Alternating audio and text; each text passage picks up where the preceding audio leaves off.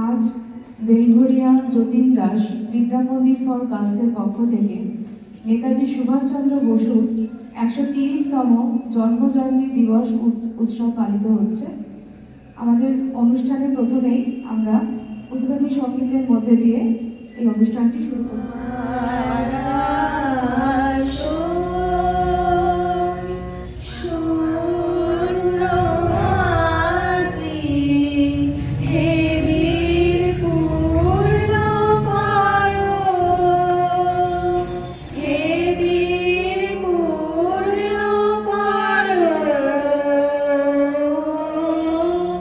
তোমার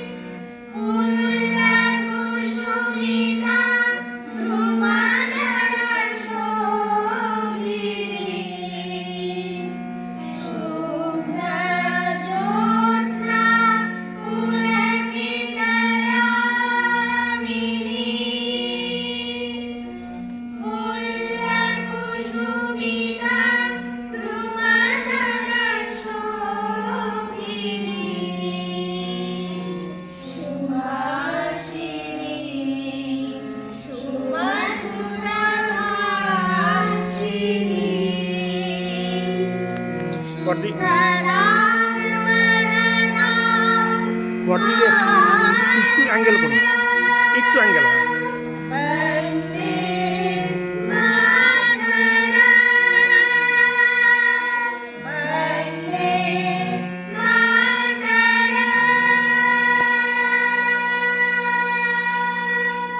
ইংলিশ মিডিয়ামের ছাত্রী Barbie Mondal. Good morning, respected teachers, guests, and my dear friends. Today, I would like to speak about one of the greatest freedom fighter of India, Netaji Subhash Chandra Bose. Netaji Subhash Chandra Bose was born on 23rd January 1897 in Cuttack, Odisha. He was a brave leader who loved his country very much. From young age, he wanted India to be free from British rule. Netaji believed that freedom could be achieved through courage and sacrifice. He formed the Indian National Army, Azad Hind Fauj, to fight against the British. Netaji's powerful word, "Give me blood and I will give you freedom," inspired thousands of Indians to join India's freedom struggle. Subhash Chandra Bose was honest, fearless, and true patriot. He showed us that love for the nation is greater than anything else. We should always remember Netaji and follow his path of bravery and dedication. Thank you. Jai Hind, Vande Mataram.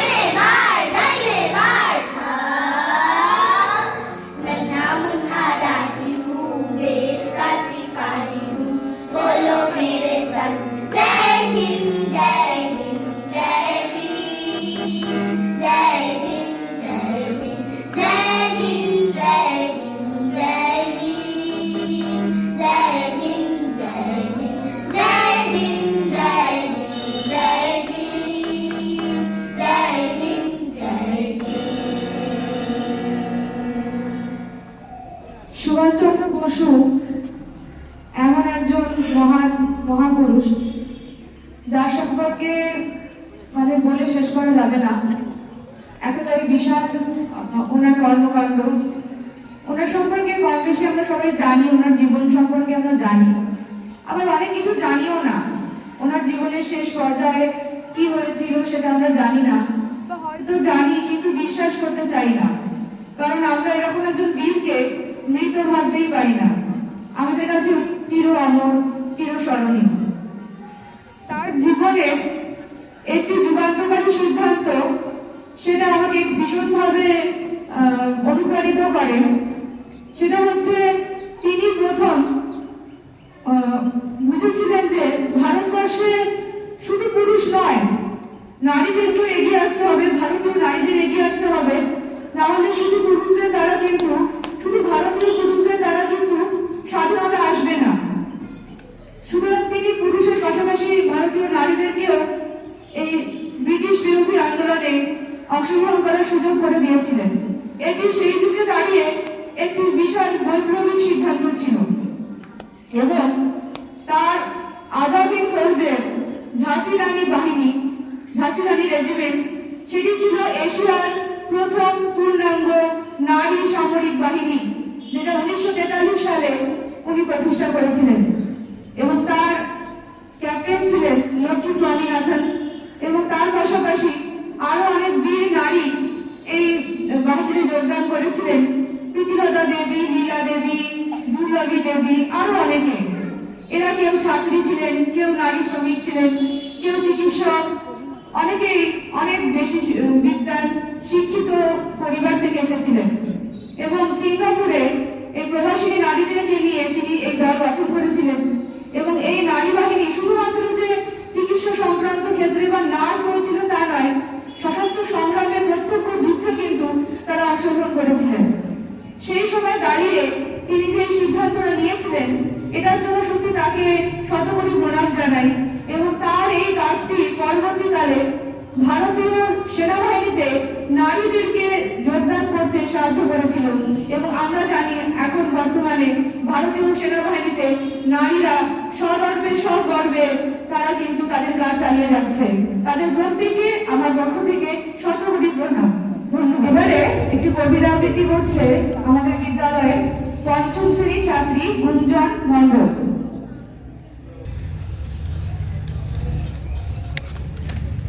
প্রণাম নেতাজি। কবি সুজাত মুখী। এই আমাদের দেশের মাটি, মহান প্রাণের মস্ত দান। এই আমাদের ভারতবর্ষ, সবুজ ছায়ায় আলোর গান।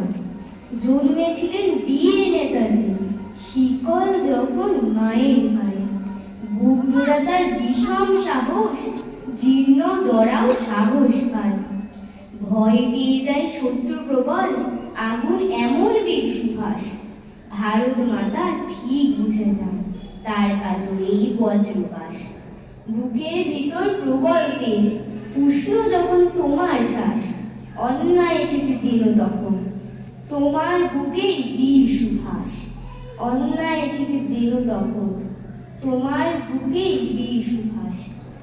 অষ্টম শ্রেণীর ছাত্রী বৃষ্টি সাহার একটি কবিতা।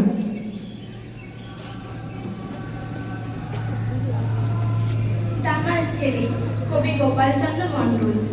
কামাল করেছে তামাল ছেড়ে, ব্রিটিশের মনে ত্রাস। মনে করেছিল করতে স্বাধীন, করবে তাদের নাশ। ইংরেজ ভয়ে কেঁপে উঠে তাই পালিয়েছে দেশ ছেড়ে। ভারতবাসীরা তাদের থেকে সমস্ত নিয়েছে কেড়ে। ভারতের মাটি দুর্জয় খাটি বুঝিয়ে দিয়েছ তুমি। তোমার জন্য স্বাধীন হয়েছে আজকে ভারত ভূমি। সারাটা জীবনে করেছ তুমি আপসিনী সংগ্রাম। হাজার হাজার শহীদদের তুমি দিলে জীবনের দাম। নেতাজি সুভাষ বীর সৈনিক বিদ্রোহী সুর তুলে, সবার হৃদয়ে ছুঁয়ে আছো তুমি, যাইনি কেউ ভুলে। সবার হৃদয়ে ছুঁয়ে আছো তুমি, যাইনি তো কেউ ভুলে। নেতাজি নিয়ে যাই বলবো, অনেক অনেক কিছুই বলা বলা যায়, এবং তোমরা শুনলেও তার জন্ম, তার কৈশোর জীবন, তার বিদ্যালয় বিশ্ববিদ্যালয়ে পড়াকালীন, রেসিডেন্সি কলেজে পড়াকালীন তার যে প্রতিবাদ, তারপরে তার কংগ্রেসে যোগদানের পর ফরওয়ার্ড ব্লক গঠন, আজাদি ফৌজ গঠন, আজাদি ফৌজ বিদেশে রাসবিহারী বসুর দায়িত্ব ছিল, সেখান থেকে উনি যখন যোগদান করলেন, উনি তার সর্বাধিনায়ক বলেন, রাসবিহারী বসু করে গেলেন ওনাকে, এসব তোমরা জানো। কিন্তু যেটা বলা সেটা হচ্ছে সেই সময় ভারতবর্ষের থেকে ওনার কোনো সহযোগিতা পাচ্ছেন না বুঝতে পেরে উনি বিদেশে চলে গিয়ে বিদেশ থেকে বিদেশে যেসব ভারতীয় বন্দীরা আছে সেই বন্দীদেরকে নিয়ে দল গঠন করে সেই দল নিয়ে বিদেশ থেকে ভারতবর্ষের ব্রিটিশ শাসনের উদ্দেশ্যে তার যে লড়াই, এটা সেই সময় সত্যিই ভাবা যায় না। আমি ছোট্ট একটা ঘটনা বলছি, সেটা হচ্ছে যে সুভাষ বোসের সঙ্গে লড়াই চলছে, নাগাল্যান্ডের কোহিমা অঞ্চল তিনি পতাকা উত্তোলন করেছিলেন। এই ঘটনার পাশাপাশি বলছি, যখন লড়াই চলছে সেই সময় যুদ্ধ চলাকালীন এক সৈনিক, ওনার সহযোদ্ধা, গুলি লাগায় তিনি মারা গেলেন ওই মোমেন্টে। কিন্তু উনি সেই দিকে একদম দৃকপাত না করে চলে গেছিলেন, এবং ওনাদের বাহিনীরও কেউ দৃকপাত করেননি। কেন? আপাতভাবে বলা হবে কি নিষ্ঠুর, তাই তো? কিন্তু নিষ্ঠুর নয়, যার শোকটা অন্তরে। কিন্তু সবার আগে কর্তব্য দেশমাতৃকাকে বন্ধন মুক্ত করা।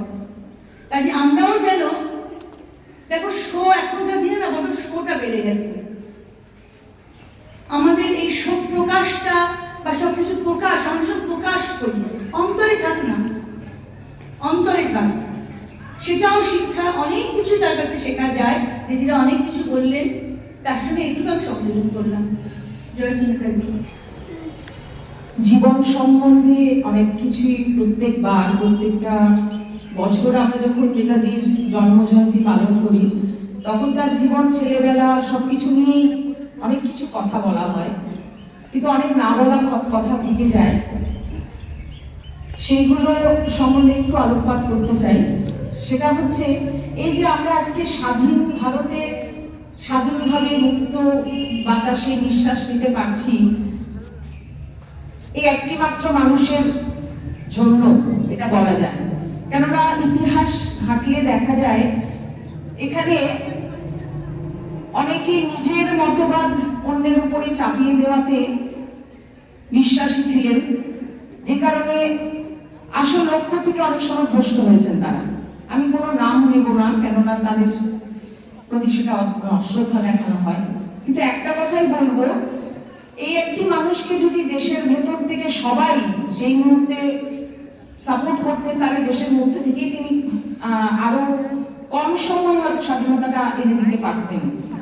কিন্তু একেবারের জন্য তার জনপ্রিয়তায় কেউ হয়তো খুব রুষ্ট হয়েছিলেন, সেই কারণে দেশের ভেতর থেকে তিনি সাহায্য পাননি, তাকে বিদেশে যেতে হয়েছিল। এবং একটা জিনিস তোমাদেরকে বলবো, তোমরা বুঝতে পারছি যে এই যে দাঁড়িয়ে আছো, যে কথাগুলো আমরা বলছি, তোমাদের কিন্তু সেই দিকে মন নেই। আজকে একটা বিশেষ দিন, আজকে তোমাদের খুবই আনন্দের দিন আমরা জানি, কিন্তু এই কথাগুলো শোনো, এগুলো জীবনের শিক্ষা। যে কোনো কিছুকে পেতে গেলে কি অসীম উৎসর্গ, আত্মোৎসর্গ করতে হয়। নেতাজিকে দেখে কিন্তু, নেতাজির জীবন কাহিনী যদি পড়ো, অনেক কিছু তো তোমরা ইন্টারনেটে সার্চ করো, নেতাজির জীবনের এই যে রহস্যময় দিকগুলো, যেটা না বলা কথাগুলো একটু খুঁজে বার করার চেষ্টা করো। অনেকে এই নিয়ে, নেতাজির জীবন নিয়ে রিসার্চ করে, সেগুলো কিন্তু পড়ে দেখো। আমি তোমাদের একটা চ্যানেলের কথা বলবো, থিঙ্ক স্কুল বলে একটা চ্যানেল। এখানে কিন্তু নেতাজির সম্বন্ধে অনেক রিসার্চ করা হয় বা তার সম্বন্ধে অনেক কিছু কথা বলা হয়, এবং সেইখান থেকে আমি একটা ছোট্ট ঘটনা জানতে পেরেছি। সেটা হচ্ছে সেই সময়ে ব্রিটিশ ইন্ডিয়াতে 25 লক্ষ ভারতীয় সৈনিক ছিল, 25 লক্ষ সংখ্যাটা, আর মাত্র 40,000 ছিল ব্রিটিশ সৈনিক। তো সুতরাং বুঝতে পারছো, যদি আমরা ওই 25 লক্ষ সৈনিককে আমাদের ভারতীয় নেতারা সেই সময় সুভাষচন্দ্রের নেতৃত্বে সংগঠিত করতে পারতেন, তাহলে ওই 40,000 ব্রিটিশ সৈন্য কি দাঁড়াতে পারতো? একেবারেই দাঁড়াতে পারতো না। সুতরাং আমি বারবার যেটা বলছি, এইরকম একজন আত্মত্যাগী মানুষ, তিনি কিন্তু খুব বড় লোকের ছেলে। তো চাইলে তো একটা ICS পড়তে হয়েছিলেন 6 মাসের প্রিপারেশনে, যেটা 2 বছরেও ক্লিয়ার করতে পারে না, 6 মাসে তিনি ক্লিয়ার করেছিলেন। এবং তার সত্ত্বেও হেলায় ওই রকম একটা সম্মানীয় পদকে তিনি হেলায় ছেড়ে দিয়েছিলেন। কিসের জন্য? ভারতবর্ষকে স্বাধীন করবেন। তার মানে সামনের উদ্দেশ্যটা ওনার খুব পরিষ্কার ছিল, কোনো চাপের কাছে কোনোদিন নতি স্বীকার করেননি। আর এই যে অদম্য ইচ্ছা, এবং পরবর্তীকালে সাবমেরিনে করে এই যে ছদ্মবেশের দেশ থেকে চলে যাওয়া, সাবমেরিনে অসম্ভব কষ্ট। সাবমেরিন শুনতে খুব মজা লাগে, বা জলের তলা দিয়ে যাচ্ছে, কিন্তু জানো এখানে অক্সিজেনের ঘাটতি হয়, ডিজেলের গন্ধ থাকে, খাওয়া দাওয়া সমস্ত খাবারে ওই সমস্ত গন্ধগুলো মিশে যায়, উনি খেতে পারতেন না, বমি করতেন। তো ওনার যিনি সহযোগী ছিলেন আবিদ আলী, উনি ওনাকে ডাল খিচুড়ি রান্না করে দিতেন, সেটুকু উনি খেয়ে থাকতেন। এবং তাই না, ওরকম উত্তাল সমুদ্রে সাবমেরিনে করে পুরোটা যাওয়া সম্ভব ছিল না, আবার ওনাকে চেঞ্জ করতে হয়েছিল, এবং রাবার বোটের সাহায্যে চেঞ্জ করে আবার একটা জায়গায় গিয়েছিলেন। মানে অসম্ভব কষ্ট, এবং তাতে একজন সহযোগী শুধু পেয়েছিলেন। তাই ভাবো তো ওনার কি দরকার ছিল। কিন্তু ওই যে একটা অদম্য যে দেশকে স্বাধীন করতেই হবে, এই অত্যাচার আর দেখা যায় না চোখে। তাহলে ভেতর থেকে তাকে যদি কেউ সাহায্য করতো, তাহলে আমরা খুব সহজে আরো কিছুদিন আমরা পরাধীনতাটাকে এড়িয়ে চলতে পারতাম।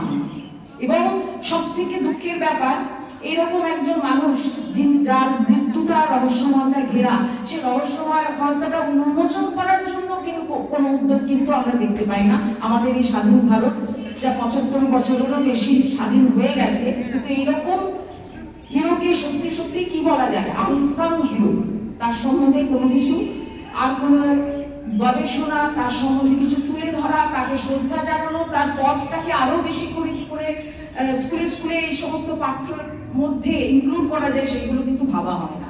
তাই জন্য মানে তোমরা আমাদের ছাত্রী হিসেবে তোমাদের কাছে আমার অনুরোধ, এই দিকগুলোকে জানার চেষ্টা করো, এইগুলোকে নিজের জীবনের পাথেয় করে তোলো, এবং দেখবে তাহলে একটা সুন্দর, একটা সুনিশ্চিত ভবিষ্যৎ, একটা সুন্দর ভবিষ্যৎ তোমার দেশের জন্য, তোমার নিজের জন্য তৈরি হবে। এই বলে আমার বক্তব্য। আজ আমরা এতক্ষণ বিদ্যালয়ের পক্ষ থেকে নেতাজি সুভাষচন্দ্র বসুকে শ্রদ্ধা নিবেদন করলাম। জন্মের 129 বছর পার করে 130তম জন্মদিনে আজও তিনি আমাদের কাছে সমান শ্রদ্ধায় বিরাজমান। এক বিশাল ব্যক্তিত্ব, যার জীবনগাথার প্রতি পাতা আমাদের কাছে কিন্তু একটি শিক্ষা। আমরা দেখেছি তার জীবনের ছোটবেলা, যখন তিনি ইংলিশ মিডিয়াম স্কুল থেকে এসে বাংলা মিডিয়াম স্কুলে ভর্তি হয়েছিলেন, সংস্কৃত ক্লাসে তার সহপাঠীরা কিভাবে তাকে ব্যঙ্গ বিদ্রোহ করেছিল, কিন্তু অদম্য জেদ এবং দৃঢ় প্রতিজ্ঞ হয়ে তিনি সেদিন ঠিক করেছিলেন, আমি তার যোগ্য জবাব দেব। এবং যখন বার্ষিক পরীক্ষার ফল প্রকাশ হলো, সুভাষচন্দ্র বসু 100-তে 100 পেয়েছিলেন। যখন হেডমাস্টার মশাই শিক্ষককে জিজ্ঞেস করেছিলেন সুভাষকে 100-তে 100 দিলেন, বলে স্যার আমার ক্ষমতা থাকলে আমি 100-তে 110 দিতাম। তাহলে এটা কিন্তু আমাদের ছাত্র জীবনে একটা বড় শিক্ষা। আমরা যদি মনে করি, আমরা চ্যালেঞ্জ নিই, আমরা ভালো রেজাল্ট করতে পারবো, ভালোভাবে নিজের জীবনকে সুশিক্ষিত করে তুলতে পারবো। নেতাজি সুভাষচন্দ্র বসুর জীবন আমাদের কাছে বড় শিক্ষা হয়ে থাকলো। আমরা চেষ্টা করলে আমাদেরকে কিন্তু সেই জায়গায় পৌঁছে দিতে পারি।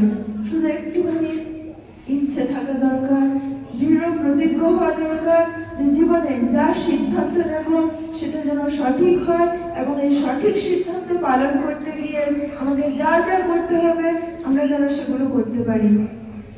তোমাদের বিদ্যালয়ের শিক্ষিকারা সব সময় তোমাদের পাশে আছে, তোমরা পেয়েছো তাদেরকে, আগামী দিনেও পাবে, কিন্তু তোমাদের মধ্যে চেষ্টাটাকে একটু জাগ্রত করো, যাতে করে তোমরা এখন যে অবস্থায় আছো তার থেকে আরো ভালো জায়গায় যেতে পারো। তার জীবনে আমরা দেখেছি ভারতবর্ষের সর্বোচ্চ সরকারি চাকরি পরীক্ষা, ইন্ডিয়ান সিভিল সার্ভিস এক্সামিনেশন, সেখানে তিনি চাকরি পেয়েও কি কি সুন্দরভাবে চাকরিটা ছেড়ে দিলেন একমাত্র দেশ মাতাকে স্বাধীন করার জন্য। এই চাকরি পেলে তিনি কিন্তু অনেক সুন্দরভাবে নিজের জীবনকে অতিবাহিত করতে পারতেন, কোনো কষ্ট কিন্তু তার পথে দাঁড়াতো না। কিন্তু সমস্ত আরামকে উপেক্ষা করে এতজন ভারতবাসীর মুখে হাসি ফোটাবেন বলে, দেশকে স্বাধীন করবেন বলে তিনি সমস্ত আরাম পরিত্যাগ করে দেশকে স্বাধীন করার জন্য ব্রতী হয়েছিলেন। আমরা দেখেছি, একটু আগেই শুনেছি যে নারীদেরকে তখনকার যুগে যে সম্মানের জায়গায় পৌঁছে দিয়েছিলেন, আমরা কিন্তু এই সময়ে দাঁড়িয়ে ভাবতে পারি না ভারতবর্ষের পুরুষরা কতটা স্বাধীন মনের ছিলেন, যে নারীদেরকেও তারা হাতে হাত রেখে একসঙ্গে নিয়ে চলার জন্য ভেবেছিলেন। আমরা আজকের দিনে দাঁড়িয়ে এই যে বীর সুভাষকে শ্রদ্ধা জানাচ্ছি, তার এই দিকটাও মনে রাখবো যে আমাদের মেয়েদের জন্য তিনি এত বছর আগে ভেবেছিলেন। আমরা তার সম্মানে অন্তত দেশকে স্বাধীন রাখার জন্য, দেশকে উন্নত করার জন্য মেয়েদেরকে এই দায়িত্বটা কিন্তু নিতে হবে। আমরা ছাত্রীরা যারা আমরা এখন পড়াশোনা করছি, আমাদের পড়াশোনাকে সেই মানে নিয়ে যাব যাতে করে সুভাষচন্দ্র বসু যে স্বাধীন দেশের স্বপ্ন দেখেছিলেন, যে আত্মনির্ভর ভারতের স্বপ্ন দেখেছিলেন, আমরা যেন ভারতবর্ষকে আত্মনির্ভর এবং সব দিক থেকে স্বাধীন রাখতে পারি। আমরা দেখি এখনো ভারতের সীমান্তে স্থল বাহিনী, বিমান বাহিনী, নৌবাহিনী সদা জাগ্রত। খবরের পাতা খুললে দেখতে পাই এখনো বহু বীর প্রতিদিন শহীদ হচ্ছেন। কত মায়ের কোল খালি হয়ে যায়, কত স্ত্রী স্বামী হারা হন, কত সন্তান পিতৃহারা হন। এই দিনগুলো যেন আমাদের আগামী দিনে দেখতে না হয়। আমরা ভারতকে আরো উন্নত পদ্ধতিতে নিয়ে যাব, ভারতের সীমান্তকে আরো সুরক্ষিত করব। তার জন্য সবার আগে দরকার শিক্ষা। সুশিক্ষায় শিক্ষিত হয়ে প্রযুক্তিকে কাজে লাগিয়ে ভারতবর্ষকে পরাধীনতার হাত থেকে মুক্ত রাখার জন্য আমরা সদা জাগ্রত, সদা সচেষ্ট থাকবো। আজকের দিনে দাঁড়িয়ে তোমাদের কাছে আমাদের এটাই চাওয়া, তোমরা দেশকে স্বাধীন রাখার জন্য, দেশকে আত্মনির্ভর করে তোলার জন্য সদা সচেষ্ট থাকবে। আমরা ভারতবাসীরা যে স্বাধীন ভারত পেয়েছি, আমরা অনেক আরামে দিন যাপন করছি। আমরা আমাদের আগামী প্রজন্মকে আরো সুন্দরভাবে সাজিয়ে দিয়ে যাব, যাতে তারা আরো ভালোভাবে তাদের জীবন অতিবাহিত করতে পারে। আমাদের পূর্বপুরুষরা যে স্বপ্নের ভারত আমাদের হাতে তুলে দিয়ে গেছে, আমরা আগামী দিনে আত্মনির্ভর ভারত গড়ে তোলার জন্য সদা সচেষ্ট থাকবো।